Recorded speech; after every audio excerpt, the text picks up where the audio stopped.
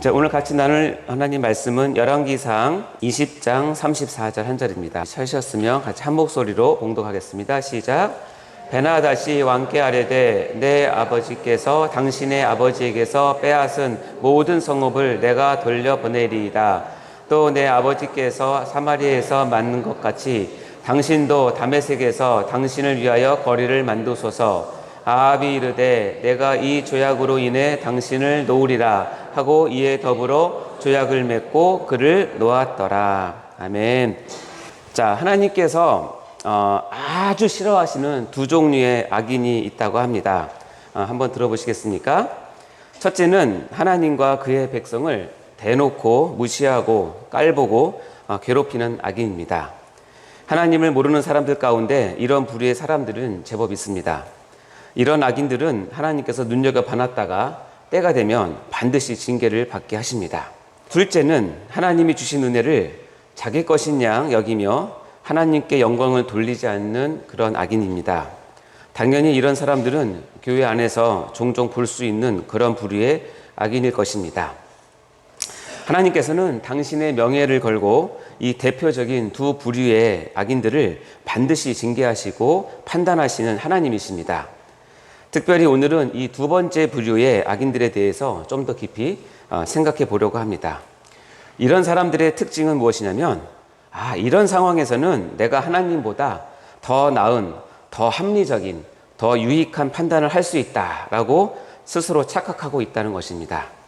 그래서 하나님께서 특별히 부어주신 은혜를 자기의 유익을 만들어내기 위한 도구로 악용을 한다는 것입니다. 이렇게 하는 것이 참으로 하나님을 업수히 여기는 아주 크나큰 악행인 것도 모른 채 말입니다. 그래서 오늘 설교는 속지 맙시다 시리즈 29번째 시간으로 설교의 제목은 내가 하나님보다 나은 판단을 할 수 있다는 착각에 속지 맙시다입니다. 특별히 오늘은 좀 더 이해가 편하게 되기 위해서 다른 각도의 제목을 말씀드린다면 은혜를 도구화하려는 욕망에 속지 맙시다로 이해하시면 좋을 것 같습니다.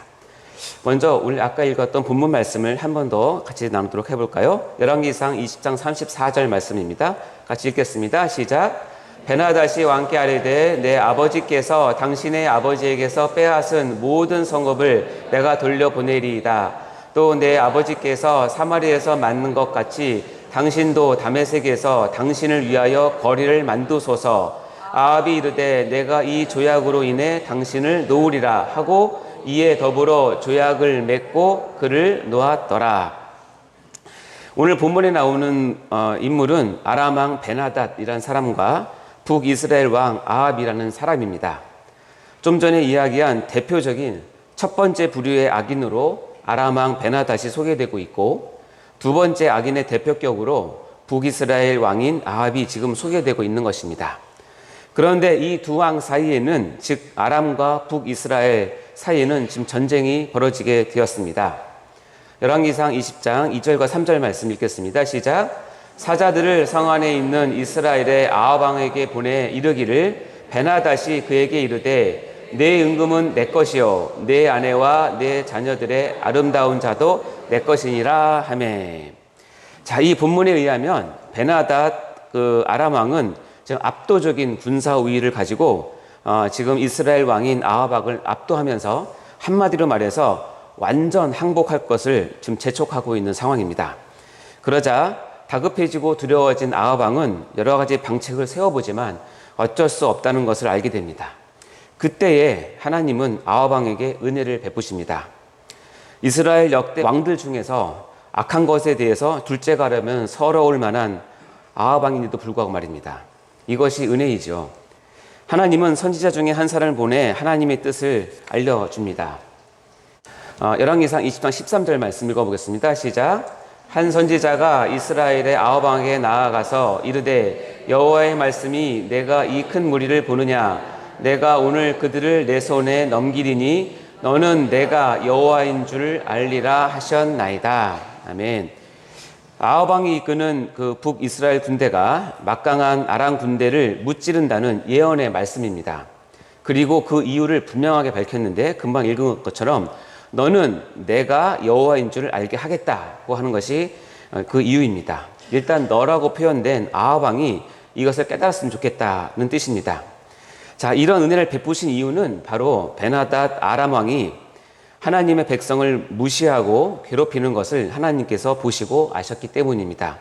하나님께서 싫어하시는 첫 번째 부류의 악인이기 때문에 그렇습니다. 결국 제1차 이스라엘과 아람 간의 전쟁은 하나님의 은혜로 대역전의 승리를 이스라엘이 거두게 됩니다. 그런데 1차 전쟁의 패인을 평가하는 아람 사람들의 발언이 오히려 하나님을 더욱 화나게 만듭니다. 그 말씀이 열왕기상 20장 23절 말씀인데요. 같이 읽어보겠습니다. 시작. 아람 왕의 신하들이 왕께 아뢰되 그들의 신은 산의 신이므로 그들이 우리보다 강하였거니와 우리가 만일 평지에서 그들과 싸우면 반드시 그들보다 강할지라. 자, 여기서 산의 신이란 뜻은 산에서 역사하는 신이란 말로써 여호와 하나님을 신의 산에서 율법이나 전해준 그런 지엽적인 신이라고 지금 얕잡아 보는 것입니다. 여호와 신에 대해서 지금 크게 오해를 하고 있는 것이죠. 아마도 이들은 슬기로운 교리생활 강의에 참여하지 못하는 것 같습니다. 당연히 우리 세대교회 성도님들은 기본적으로 다 알고 있는 내용인데요 말이죠. 무소부재의 하나님을 우리는 다 알고 있는데 많이 아쉽습니다. 자, 이 말들을 하나님께서 지금 다 들으셨습니다. 해가 바뀌어서 제2차 이스라엘과 아람 간의 전쟁이 벌어지게 됩니다.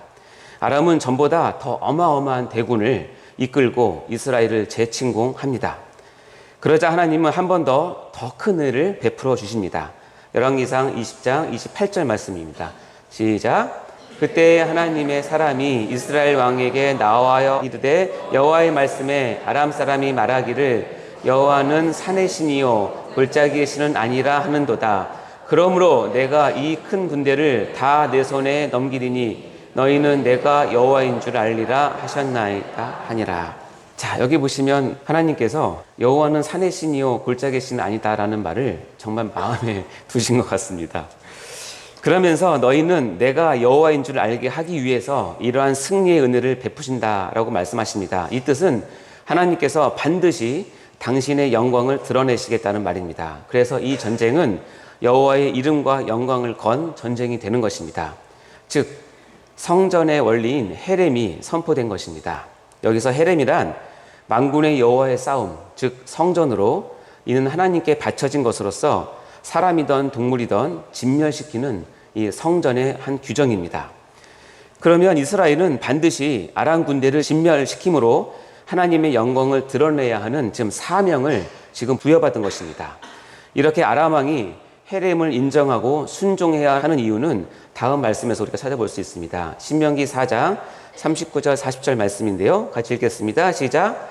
그런즉 너는 오늘 위로 하늘에나 아래로 땅에 오직 여호와는 하나님이시요 다른 신이 없는 줄을 알아 명심하고 오늘 내가 내게 명령하는 여호와의 규례와 명령을 지키라. 너와 내 후손이 복을 받아 내 하나님 여호와께서 내게 주시는 땅에서 한없이 오래 살리라. 자, 이 말씀에 근거해서 하나님은 이어지는 전투에서 아람 군대의 보병 10만 명을 죽게 하십니다. 아무도 안 놀라시네요.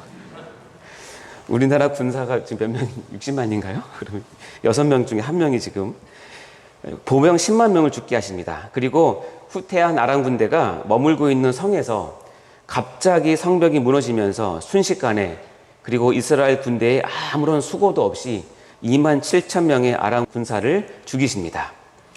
아람 군대의 완패로 그리고 이스라엘 군대의 완승으로 2차 전쟁을 마감하게 됩니다. 그러자 한 성읍의 골방에 숨어서 도피한 아람 왕 베나닷은 아람 왕에게 자신의 목숨을 구걸하는 비참한 신세가 되는데 이것은 다 헤렘 전쟁 완수를 위한 하나님의 특별한 배려였습니다. 하나님은 아합 왕과 이스라엘 군대가 아람 왕 베나닷을 사로잡아서 하나님의 이름으로 성전인 헤렘의 원칙에 따라 아람 왕 베나닷을 처형하기를 원하셨습니다. 이것은 하나님의 뜻이자 명령이기도 한 것입니다. 왜냐하면 그는 하나님과 그의 백성을 모욕했던 첫 번째 부류의 악인이기 때문에 그렇습니다. 그런데 궁지에 몰린 베나닷 왕은 자기 목숨을 구하기 위한 꾀를 내게 됩니다. 열왕기상 20장 31절 32절 말씀인데요. 같이 읽겠습니다. 시작.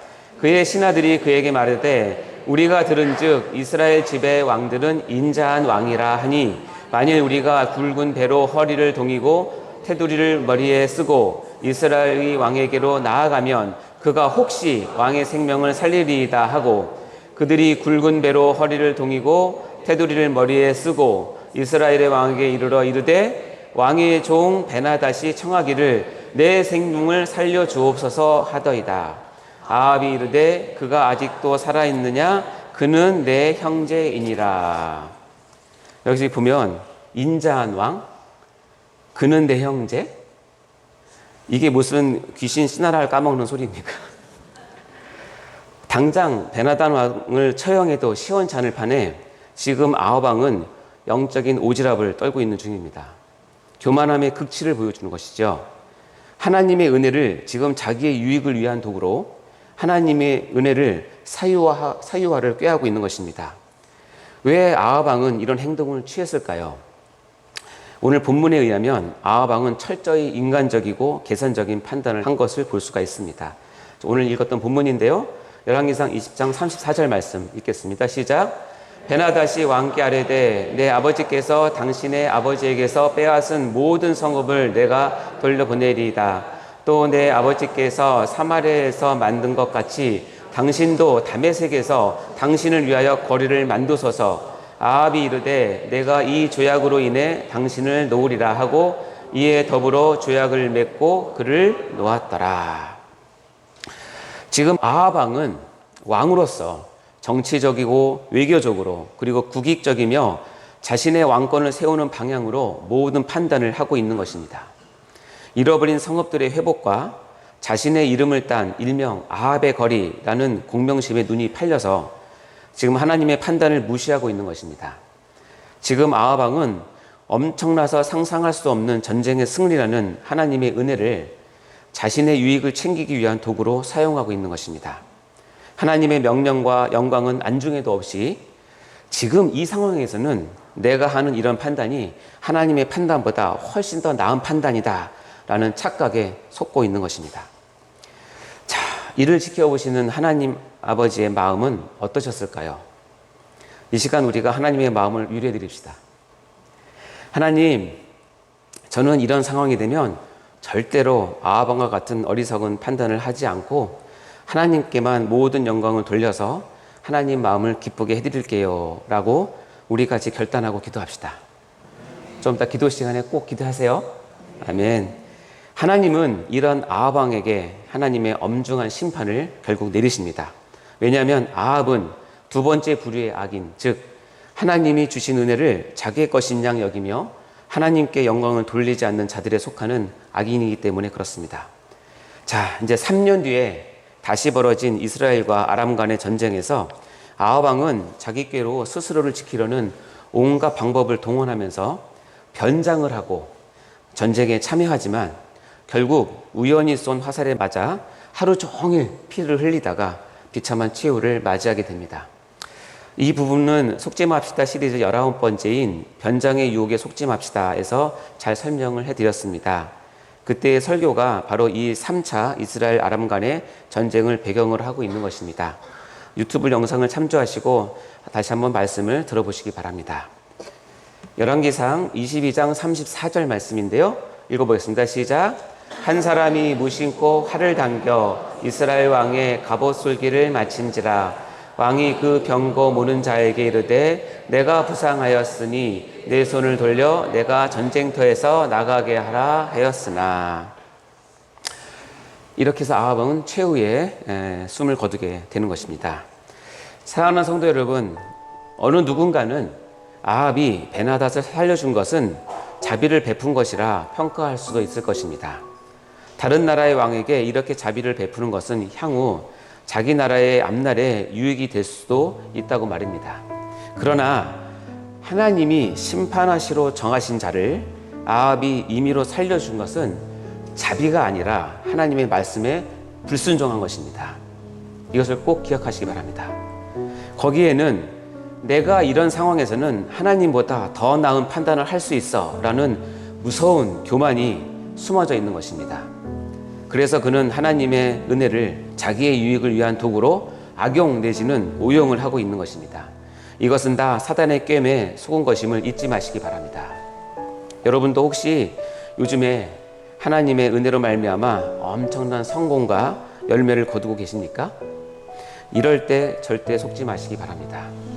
내 판단이 하나님의 판단보다 더 나은 것 같아 보이기 시작할 때 바로 그때 각별히 주의하시기 바랍니다.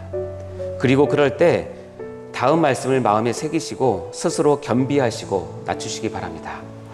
고린도후서 10장 5절 말씀 같이 읽겠습니다. 시작. 하나님 아는 것을 대적하여 높아진 것을 다 무너뜨리고 모든 생각을 사로잡아 그리스도에게 복종하게 하니. 하나님께서는 이처럼 우리의 모든 생각과 판단을 사로잡아서 그리스도에게 복종하기를 원하십니다. 우리는 그렇게 함으로써 하나님께서 베풀어 주시는 은혜를 은혜답게 선용하고 감사하며 그래서 은혜의 선순환을 누리시는 여러분 다 되시기를 주님의 이름으로 간절히 축원합니다. 같이 기도하시겠습니다. 하나님 아버지 감사합니다. 이 시간 저희들에게 귀한 말씀을 허락하시고 아하방이 저질렀던 이런 어리석은 행동을 우리 가운데는 절대 잊지 않도록 도와주시옵소서. 하나님께서 우리를 긍휼히 여기시고 불쌍히 여기셔서 은혜를 베푸셨는데 이제 그것을 까먹고 마치 그것이 내 것인 양, 내 자랑인 양, 그리고 나의 유익을 위해서 그것을 악용하는 그런 어리석은 자가 되지 않도록 우리를 보호하여 주시옵소서. 늘 우리의 생각과 마음을 그리스도께 복종하는 우리 모두가 될 수 있도록 인도하여 주시옵소서. 감사드리며 예수님 이름으로 기도하옵나이다. 아멘.